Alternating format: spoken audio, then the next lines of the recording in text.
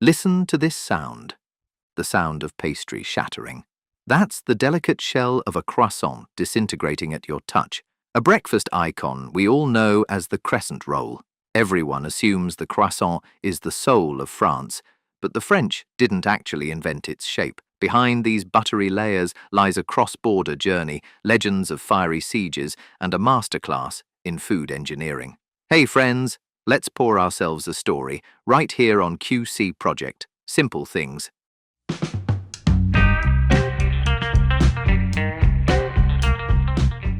In the culinary world, few names are as descriptive as the croissant. In French, croissant means crescent, the shape of the waxing moon. This name wasn't chosen to honor a famous chef or a specific region. It focuses on one thing only: the shape. For the French, this elegant curve is more than an aesthetic choice. It is the identity card that distinguishes this pastry from thousands of other breads. However, the essence of a true croissant lies beyond its appearance. It is a technical masterpiece with an incredibly light and crisp structure. When you break it open, instead of a solid mass of dough, you find dozens of paper-thin layers woven together to create airy chambers filled with the rich aroma of toasted butter. At its core, a croissant is the perfect balance between a crackling outer shell and a tender, flaky interior.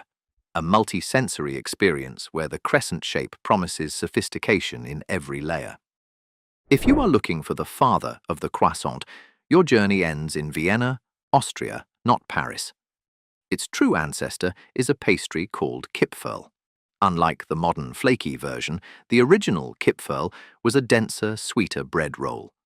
The most famous legend dates back to 1683. As the Ottoman army secretly tunneled beneath Vienna at night, bakers working late heard the noise and sounded the alarm, saving the city. To celebrate the victory, they shaped the pastry into a crescent, the emblem of the enemy's flag, literally consuming the victory.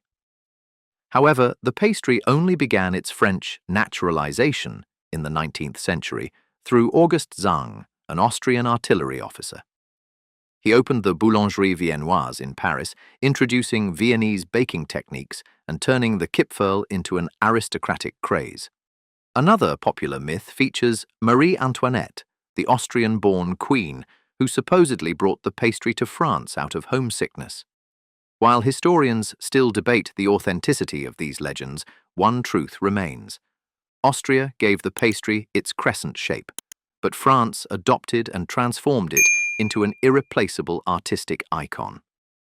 To create the magic of a croissant, the French applied a master technique called lamination. This is more than just kneading dough. It is a form of food engineering.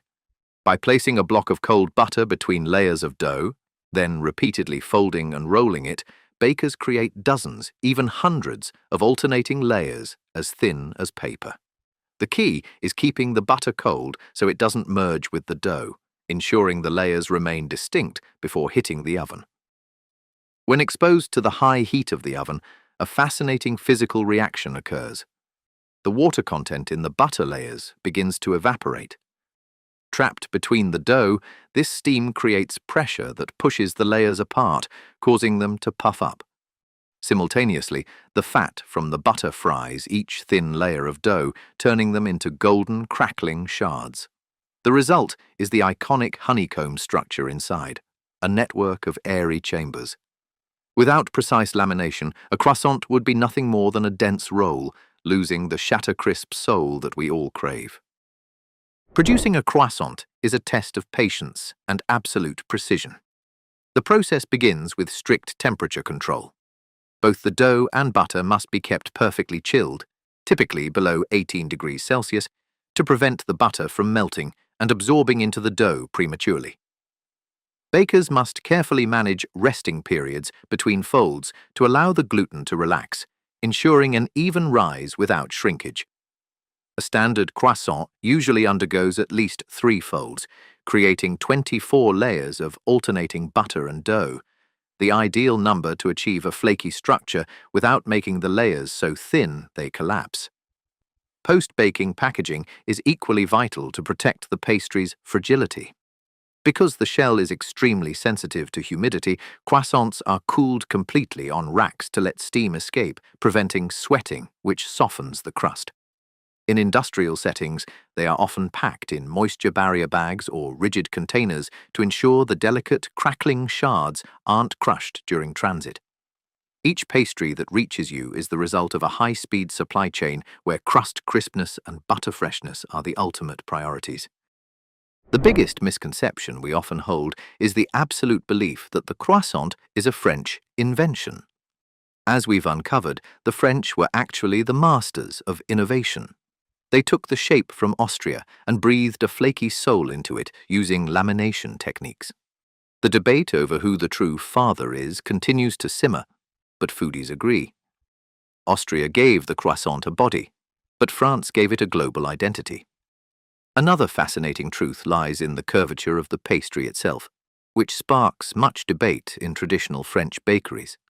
Did you know the shape is actually a code for its ingredients? Traditionally, a straight pastry, croissant au beurre, must be made with 100% pure butter. Conversely, curved pastries with pointed ends, croissant ordinaire, typically use margarine or other fat blends. However, in popular culture, the crescent image is so powerful that many believe it must be curved to be authentic, while true connoisseurs often seek out the straight ones for the purest butter flavor. In modern culture, the croissant has moved far beyond the boundaries of a breakfast pastry to become a symbol of sophistication and slow living. The classic image of a café au lait paired with a golden crescent on a Parisian sidewalk table has become the universal definition of indulgence. But it doesn't stop there. Today's croissant is a playground for culinary revolutions. We've witnessed the birth of the cronut, a hybrid of croissant and donut, the cruffin, and most recently, cube-shaped, circular, and even ice cream-filled variations. The popularity of the croissant also lies in its incredible versatility. It can be a sweet treat when paired with almonds or chocolate, or a full lunch when stuffed with cheese, ham, or smoked salmon. In digital culture, the croissant is one of the most photogenic foods, appearing constantly on social media as a testament to the consumer's aesthetic taste. Eating a croissant today is more than just refueling. It is touching a piece of cultural heritage that has been modernized to suit every palate and every nation across the globe. How can you tell if you're holding an artisanal masterpiece or just a crescent-shaped roll? Before taking a bite, use the 10-second rule to audit it through 3 senses. For the first 3 seconds, look at the color and the crust. A proper croissant should be deep golden, and most importantly, you should see clearly defined, paper-thin shards of dough stacked together, not a smooth, bread-like surface. For the next 3 seconds, lift the pastry to feel its weight. It should feel incredibly light for its size, signaling a hollow and airy interior. For the final 4 seconds, gently squeeze or break it open. If you hear a distinctive crackle and see a consistent honeycomb structure with large air pockets inside, you've found a top-tier croissant. If it's heavy, dense, and chewy, it's just an ordinary bread roll borrowed the crescent name. Be a discerning diner. These 10 seconds reveal whether the baker has truly mastered the magic of butter and flame. In the end, a croissant is more than just a breakfast pastry. It is proof that a simple shape can endure for centuries, crossing borders and constantly evolving to reach perfection. From the victory bread of Viennese bakers to the flaky masterpieces of Parisian artisans, the croissant teaches us that the greatest things often stem from the simplest curves. Each time you savor that crackling crust and rich butter, remember that you aren't just eating a pastry. You are touching a heritage of precision, passion, and elite craftsmanship honed over hundreds of years. If this story of the surviving curve made you see more than just a pastry on your plate, tell us in the comments what simple thing we should deconstruct next.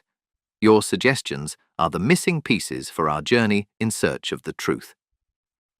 I am Edward, and this is QC Project, Simple Things. Thank you for your time.